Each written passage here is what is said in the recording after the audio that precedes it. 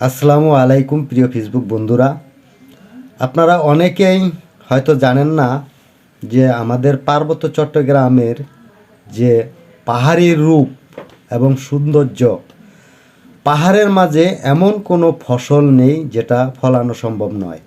এই যে দেখুন ড্রাগন বাগান, বিশাল একটা উঁচু পাহাড়ের উপরে কত সুন্দর করে ড্রাগনের চাষ করা হয়েছে।